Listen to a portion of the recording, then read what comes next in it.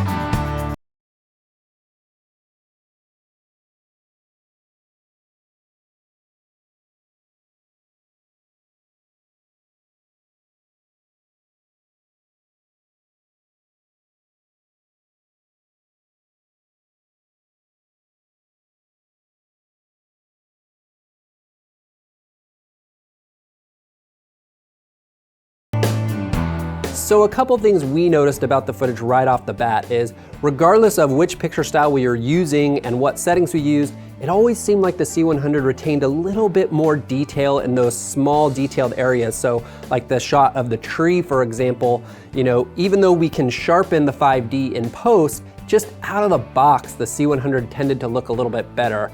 The picture styles on the C100 are definitely video centric. So if you put that thing on the wide dynamic range, you hardly have to do any color correction, if any at all, and it's got a great dynamic range to the image.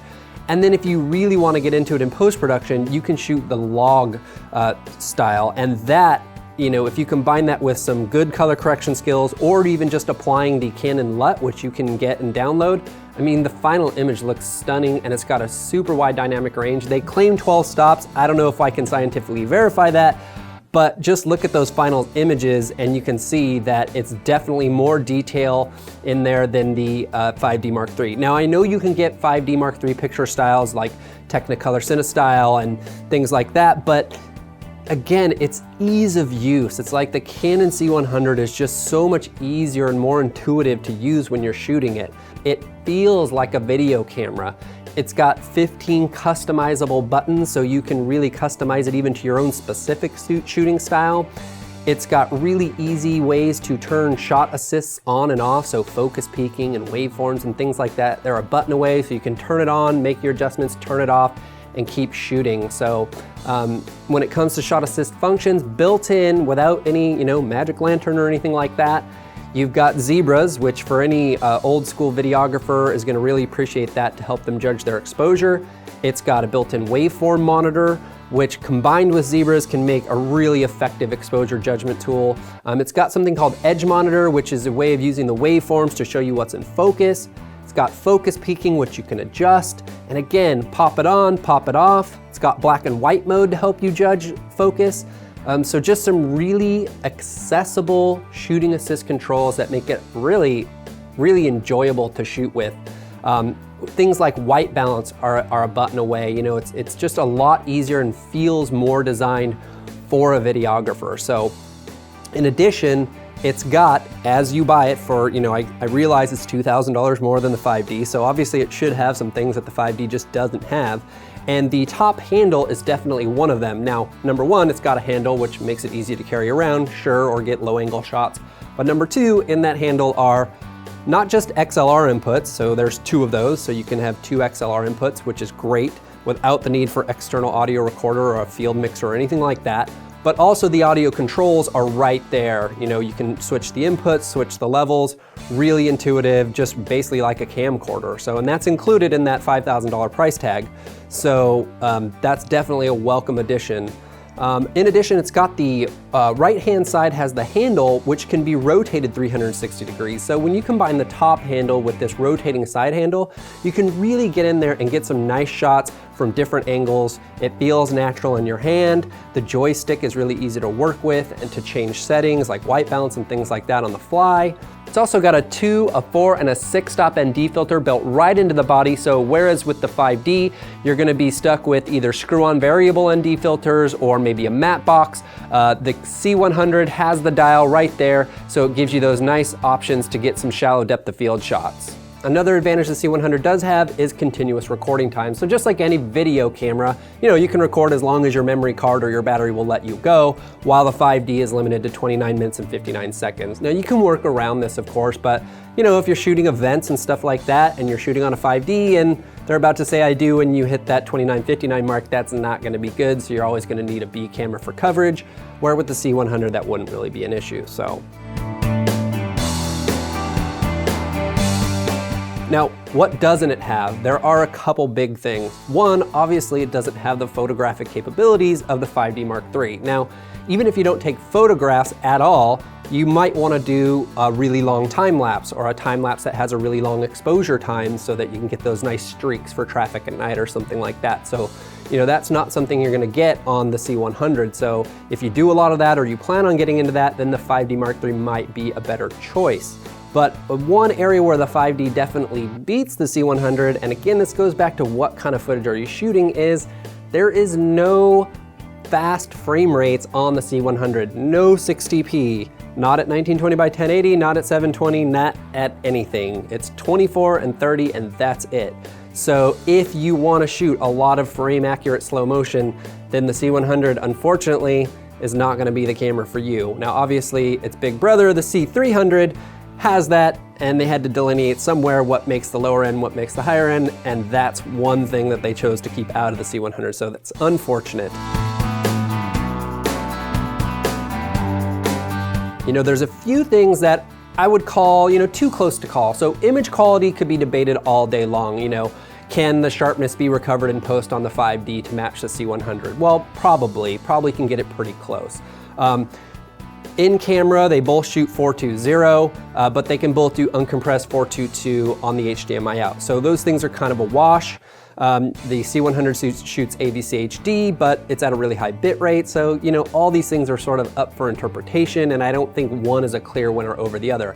Sensor size, you know, the Canon 5D has a full frame sensor. So when you're on the wide angle side of things like, you know, 18mm and things like that, that's gonna be a big advantage for you because it's really gonna behave like an 18mm. Now the C100 has around a 1.5 times crop factor, so now your 18mm is gonna behave like a 27mm, so if you shoot a ton of really wide angle, then that might make a big difference. On the flip side, if you shoot a lot of telephoto, you know, 100mm lens on the C100 is gonna behave like a 150mm lens, so that can be an advantage.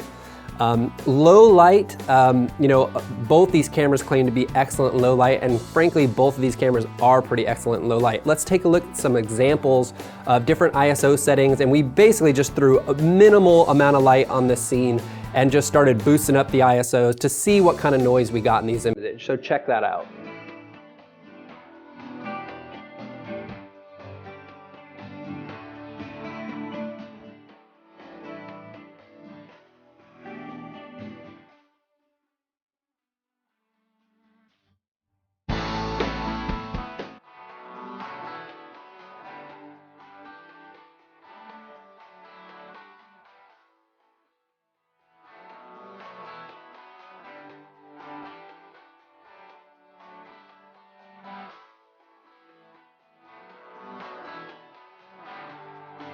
So after looking at the ISO settings, to me, it's kind of a wash. I think that maybe the 5D performed a little bit better, seemed a little less noisy. But that being said, we really were hitting that thing with very minimal light. So, you know, in most situations, you're gonna be just fine.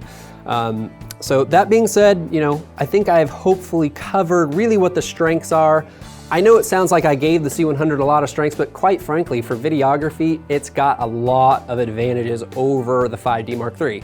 So the question is, are those number of advantages, the form factor, maybe a little bit better image quality for video, wider dynamic range, XLR inputs, lots of focus assist and shot assist tools built in without having to use, you know, the magic lantern or something like that.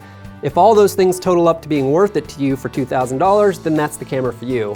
But if you lean more toward photography and time-lapse and things like that, then you probably want to stick with the 5D Mark III. Either way, you can't go wrong. They're both great cameras. You know, we're sort of nitpicking on all the little things here, but hey, that's what we do, right? Because, you know, we like that stuff. Well, I'm Greg with Videomaker. Hope this has been helpful. We'll see you next time.